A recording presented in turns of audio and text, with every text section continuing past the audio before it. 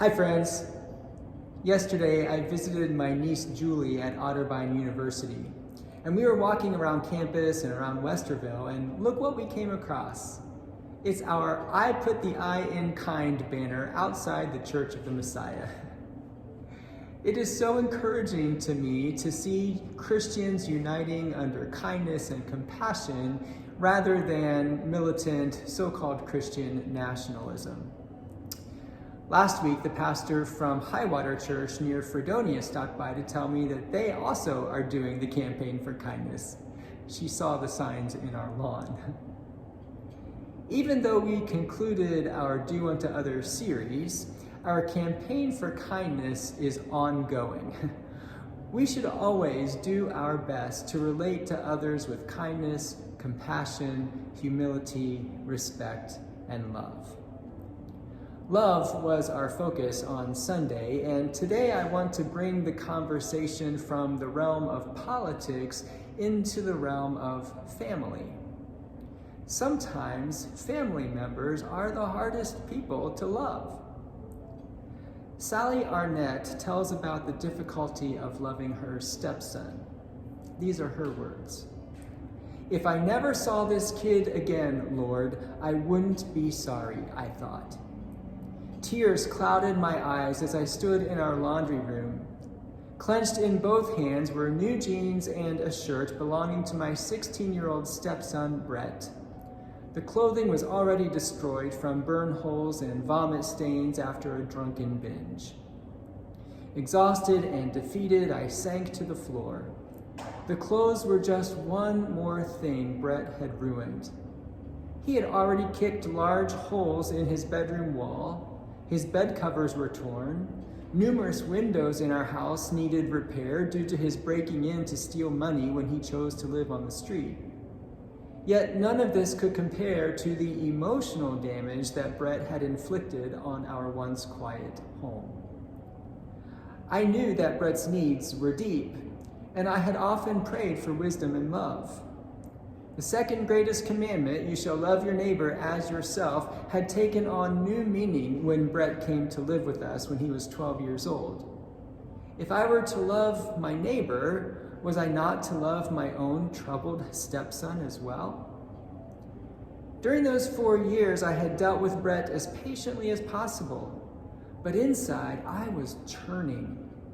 "I don't want him in my house another day, Lord," I cried as I knelt on the laundry room floor. "I just can't stand him." I poured out my despair in a desperate prayer to God. Then Jesus' words from Matthew 25 came to mind. Jesus says, "When you welcome the stranger, feed the hungry, clothe the naked, or visit the prisoner, you do it to me." For the first time, I saw this story in light of the action words: welcome, feed, clothe, visit. Jesus was saying to me, through your actions, you love your stepson and me. God's encouragement to me that day helped me to gather my strength and to continue parenting Brett. Still, Brett did not change his behavior. When he was nearly 18, he landed again in juvenile detention, this time on suicide watch. Through prayer, my husband and I sensed God's leading to send Brett to a boarding school with a high success rate of helping troubled teens. The psychological training at Brett's school was rigorous. Out of more than 20 people in his class, Brett was only one of 5 graduates.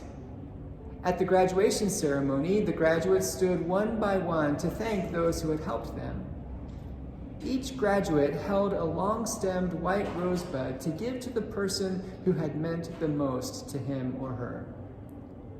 Brett spoke lovingly to his mother and father, and for the first time took responsibility for the heartaches that he had caused.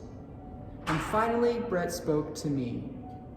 "You did so much," he said. "You were always there, no matter what. My mom and dad, I was their kid, but you got stuck with me. All the same, you always showed me such love, and I want you to know I love you for it." Stunned, I stood as Brett placed the white rosebud in my hand and hugged me hard. At that moment, I realized the truth in God's words to me. Although I had struggled with silent anger toward my stepson, Brett had only seen my actions.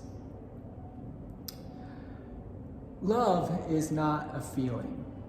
It's a decision to act in specific ways, kindly, compassionately, humbly, respectfully, patiently. We will not always have positive feelings about certain people in our life, but we can love them, and we show them our love through our actions. Thanks for listening. I'll see you again next week.